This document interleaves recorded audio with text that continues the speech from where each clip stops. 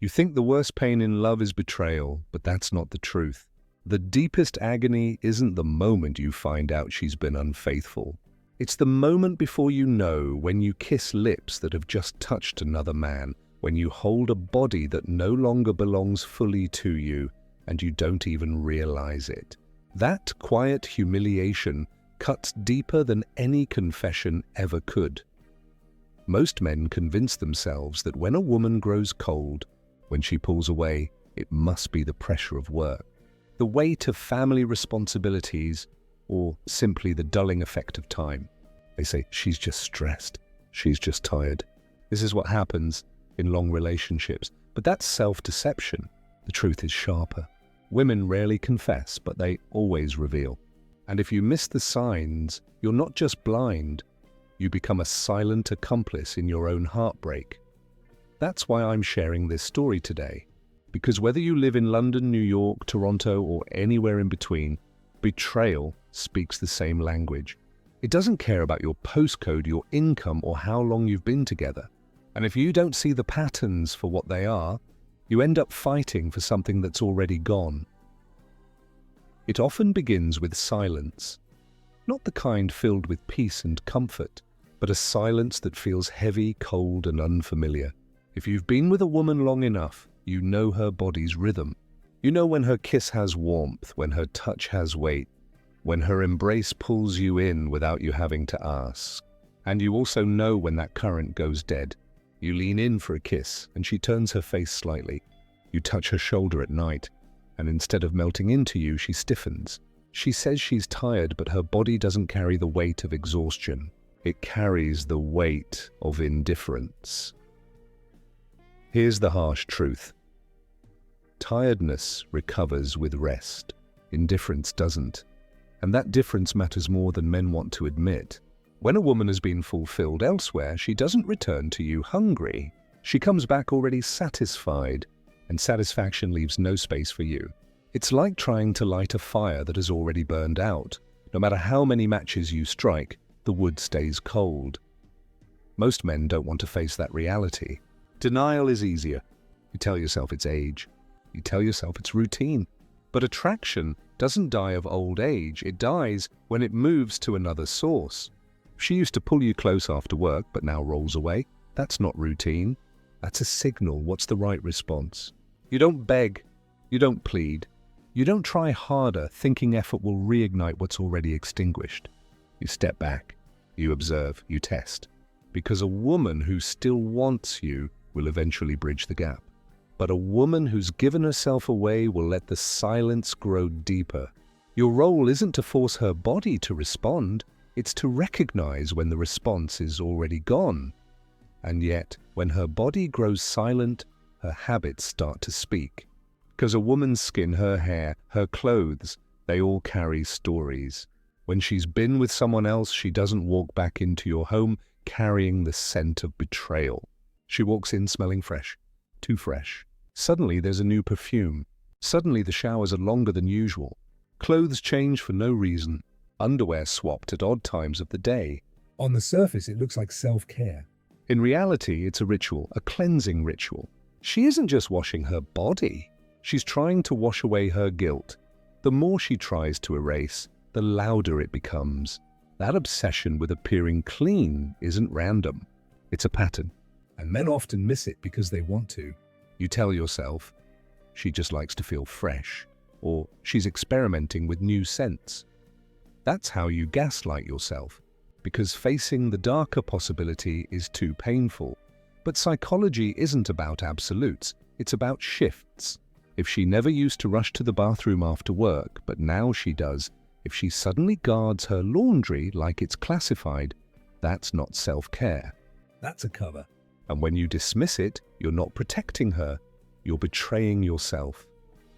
Still, even if she manages to scrub away the physical evidence, emotions always spill out. Guilt has a way of leaking sideways. That's when the blame game begins. Suddenly you're the problem.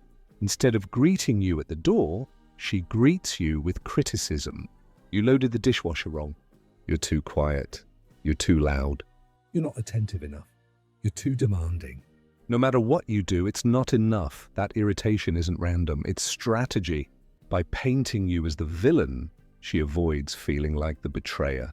In her rewritten script, she didn't stray because she wanted to. She strayed because you pushed her there. This is projection at its sharpest. She can't hold the conflict inside, so she transfers it to you. The trap most men fall into is playing defense. You explain. You argue. You try to prove you're not the bad guy. But guilt can't be reasoned with. The more you defend, the more she twists the story until you start doubting yourself. Before long, you're walking on eggshells in your own home, feeling guilty for crimes you never committed. But here's the shift that saves your sanity. Stop playing defense. You don't need to win the argument. You need to win your dignity. When she lashes out over something ridiculous, don't beg, don't debate, and don't take the bait. Look her in the eye and say calmly, "You don't need to fight to justify what you've already decided." Then step back. Not out of weakness, but out of strength, because here's the reality. Betrayal is always revealed, whether through silence, through rituals, or through misplaced anger. And once you see it, you can't unsee it. The choice then is yours. Cling to denial and become your own accomplice, or face the truth and reclaim your dignity. You've been told that silence is weakness, that if you don't answer every accusation, if you don't defend yourself every time she lashes out, you're somehow losing ground. But that's a lie. The real weakness isn't silence. The real weakness is letting yourself get dragged into the chaos she creates. Because when you bite at every jab, when you chase every accusation, even the ones that make no sense, you're not saving the relationship. You're feeding her script. Strength doesn't look like endless explanations or desperate arguments. Strength is control. Strength is standing firm while she throws noise your way, knowing you don't need to dance to her rhythm. The moment you stop playing the role she's written for you, her entire performance collapses, and suddenly the guilt she's been trying to hand to you lands right back where it belongs, on her. That's the moment you reclaim your emotional ground. That's the move that flips the dynamic. Men ask me all the time, but isn't silence weak? Isn't speaking up the way to show strength? No, silence isn't weak when it comes from clarity. Weakness is allowing yourself to be baited into confusion. Strength is refusing to be manipulated. Because when you stand tall instead of scrambling for her approval, you stop being the man who's drained dry and you become the man who cannot be shaken. But projection, as powerful as it is, isn't the final mask.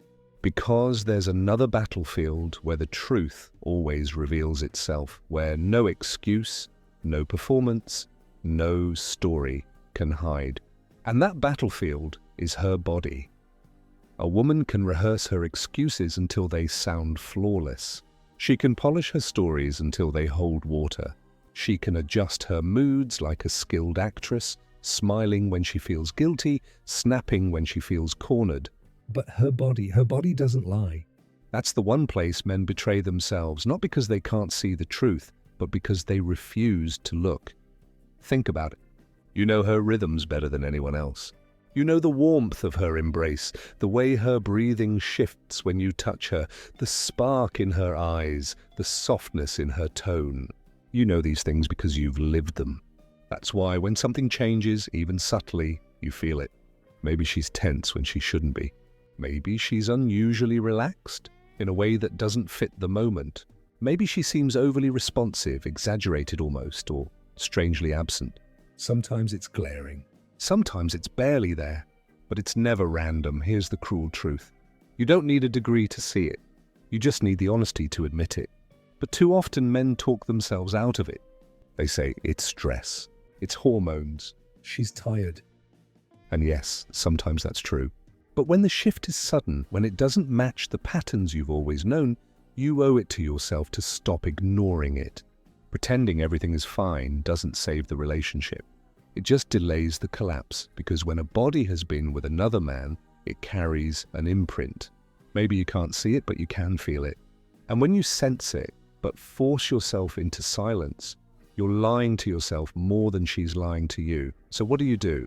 The first step is to stop running from your intuition. If something feels off, register it. Don't shove it down.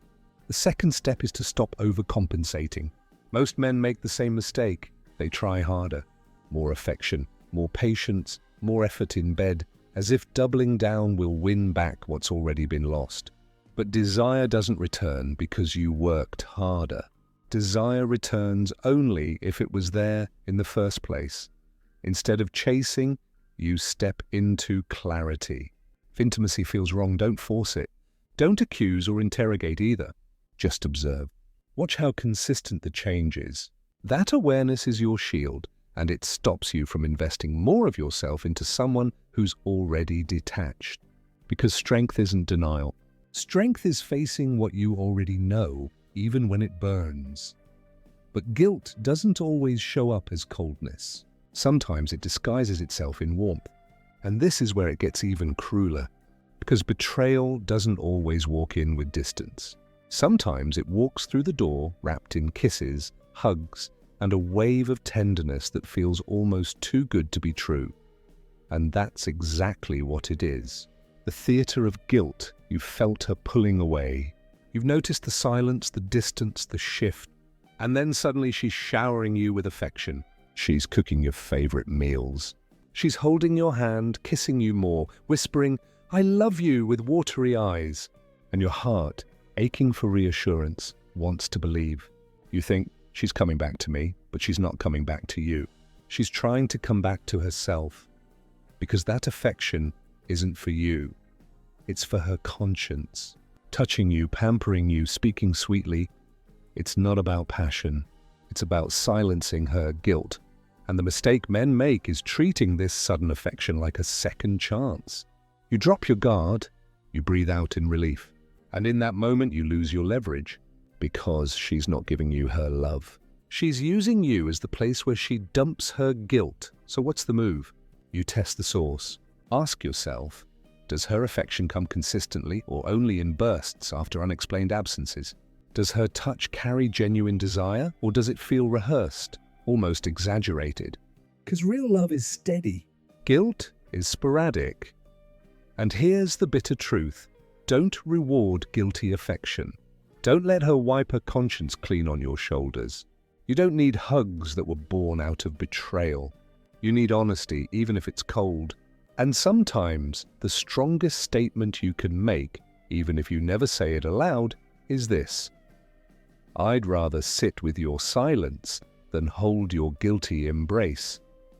That's not for her. That's for you. That's how you reclaim dignity.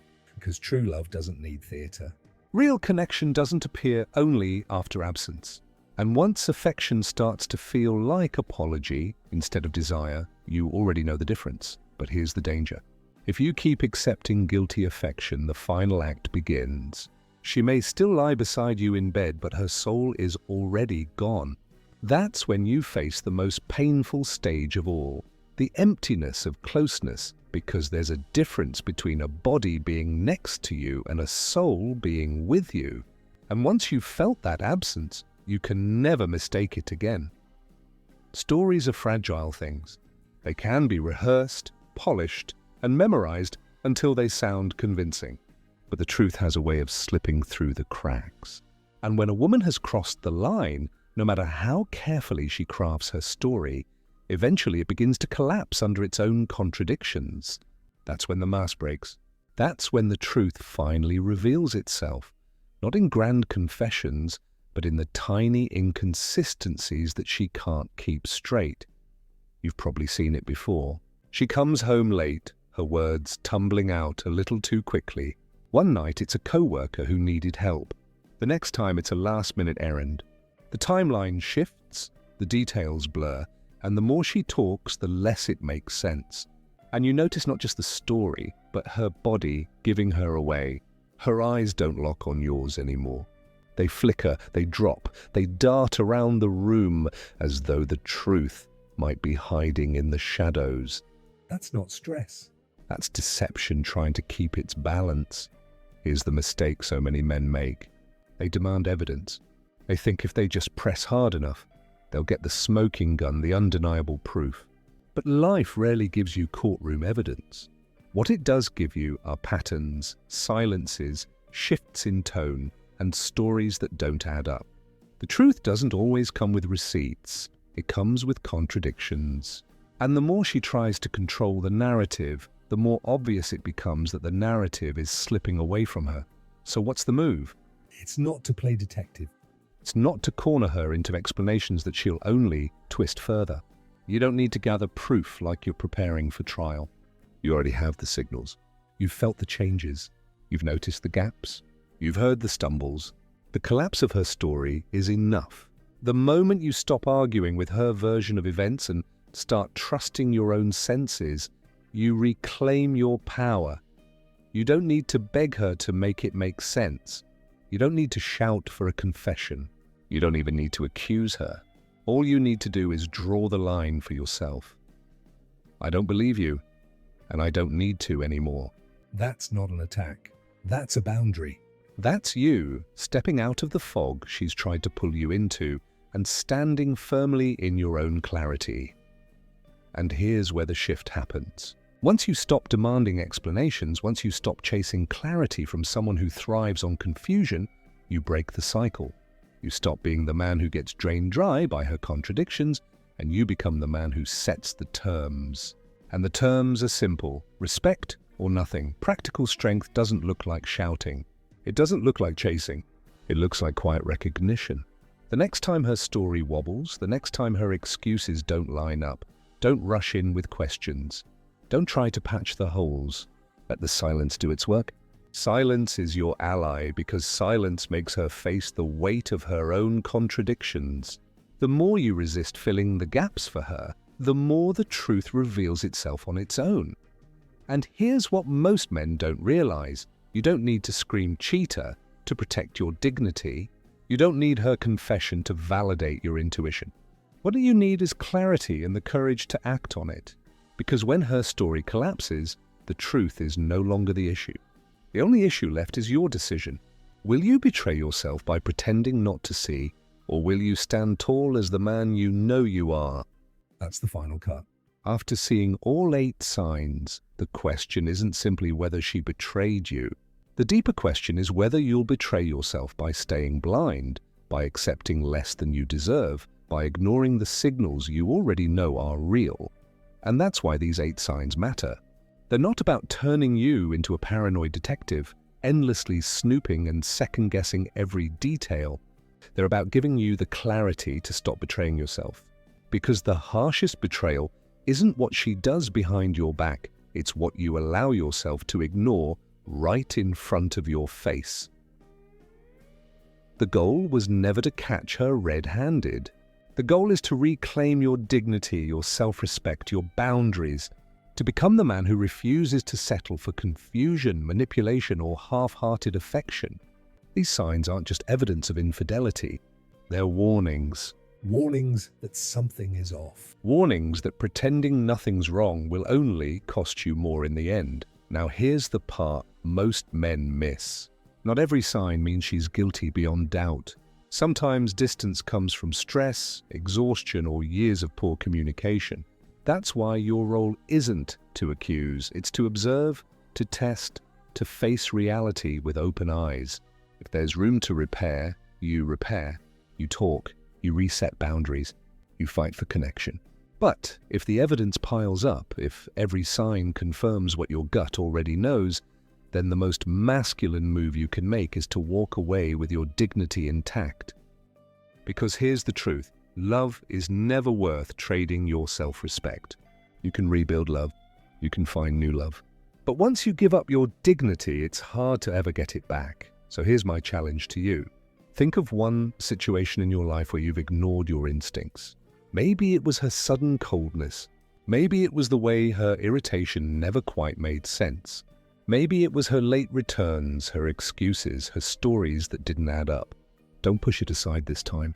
Don't excuse it away. Face it. Decide whether this is a problem that can be solved with honesty or whether it's the end of the road. Either way, the decision belongs to you, not to her lies, not to your fears, not to your hope that things will magically go back to the way they were. And before you go, let me leave you with this. If any of these words resonated, If you've recognized even one of these signs in your own life, then hit subscribe, tap like, and share this message with a man who still refuses to see what's right in front of him. Because sometimes one story, one perspective, one moment of truth is enough to wake a man up before it's too late. This isn't the end of your journey. It's the beginning of reclaiming what was always yours, your clarity, your freedom, and above all, your self-respect. If these hidden signs opened your eyes, don't just scroll away, take action now. Hit the like button if this message resonated, subscribe for more powerful insights into female psychology, and turn on the bell so you never miss what's coming next. Share this video with a friend who needs clarity today, because truth ignored only becomes pain tomorrow.